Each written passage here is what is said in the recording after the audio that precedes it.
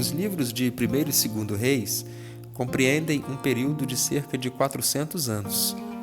A sua história, ela começa dando continuidade a como terminou o livro anterior a eles, o livro de 2º Samuel. 1º Reis começa falando sobre o fim da vida de Davi e, consequentemente, também a sua morte. E a sequência, então, do livro fala do reinado de Salomão, filho de Davi, e que foi o seu sucessor no trono de Israel, e as grandes coisas que Salomão fez. A nação de Israel nunca foi tão próspera, nunca foi tão rica, nunca foi tão grande territorialmente falando, quanto no tempo de Salomão. Este homem tinha uma sabedoria especial, sabedoria esta dada por Deus, e ele construiu um magnífico templo para o Senhor, que é o conhecido Templo de Salomão. Quando Salomão morreu, o reino de Israel se dividiu em duas partes, em Reino do Norte e Reino do Sul.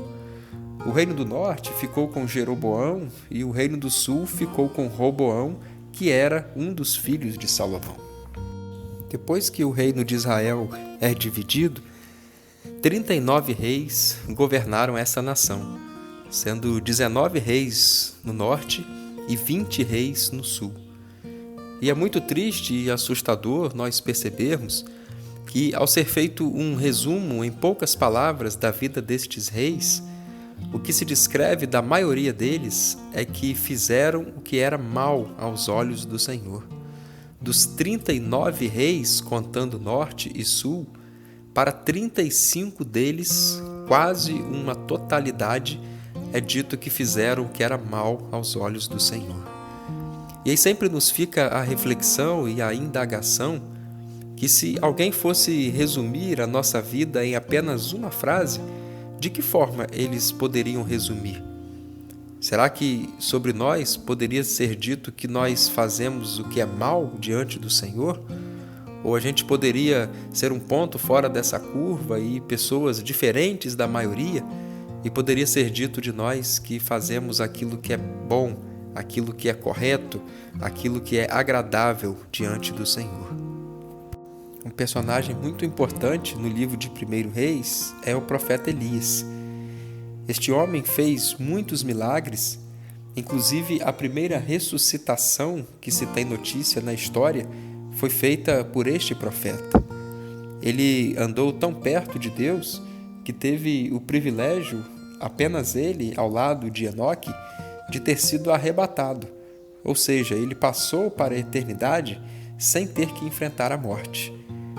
Lá na Epístola de Tiago, no Novo Testamento, Elias é citado como um exemplo de oração e de homem de fé, pois quando este profeta orou para que não chovesse, 3 anos e 6 meses ficou sem chover, e apenas quando ele orou de novo para que a chuva viesse, é que a chuva veio, mostrando para nós que Elias era um homem com as mesmas fraquezas que nós temos e sujeito às mesmas paixões que nós, mas uma oração cheia de fé e dirigida a um Deus cheio de poder pode mesmo fazer milagres, pode mesmo resultar em grandes maravilhas.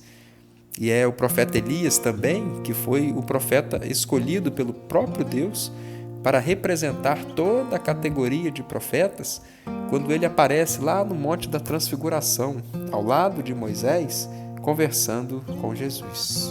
Um texto que eu gostaria de destacar está no capítulo 19, nos versículos de 11 a 13, quando Elias, com medo, foge e se esconde numa caverna, e de repente ele ouve um vento muito forte que despedaça montanhas.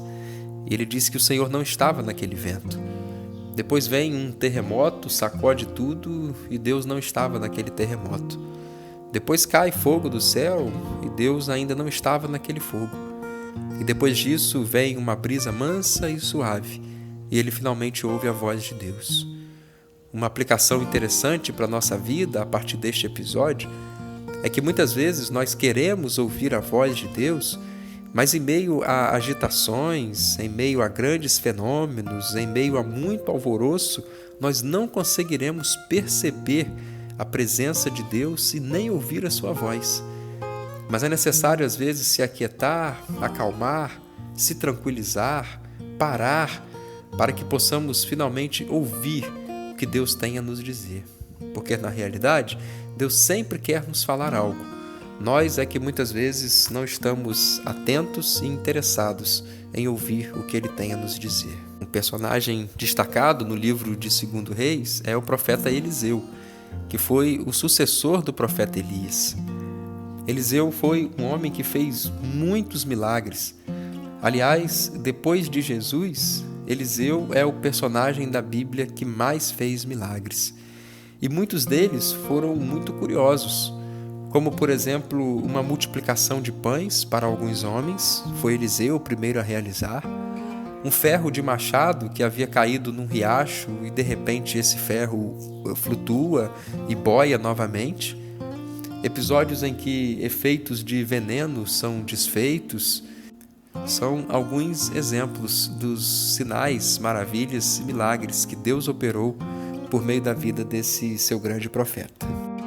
A maioria dos profetas de Israel que nós encontramos na palavra de Deus, entre os profetas maiores e menores, eles atuaram e exerceram o seu ministério exatamente nesse período dos reis. Pois enquanto o povo se desviava e se afastava do Senhor, Deus mostrava a sua misericórdia e ainda de manhã, ainda cedo, de madrugada, Ele mandava os seus profetas para anunciar a mensagem de salvação, para anunciar a mensagem de perdão que Deus poderia oferecer para aqueles que se arrependessem sinceramente. Deus sempre está pronto a nos alertar, sempre está pronto a nos dar uma segunda chance, sempre está pronto a nos perdoar. Nós precisamos atentar para isso e valorizar as chances que o nosso Deus nos oferece. O versículo de 2 Reis que eu gostaria de destacar está no capítulo 4, versículo 9, em que uma mulher comenta com o seu marido que ela havia percebido que todas as vezes que Eliseu por ali passava, era possível perceber que ele era um homem de Deus. Bastava Eliseu passar, agir ou falar alguma coisa para que as pessoas percebessem quem ele era. O testemunho deste homem de Deus era muito impactante e muito forte, e serve de uma inspiração e de um modelo para todos nós. Por onde passarmos, as pessoas precisam ver Jesus em nós.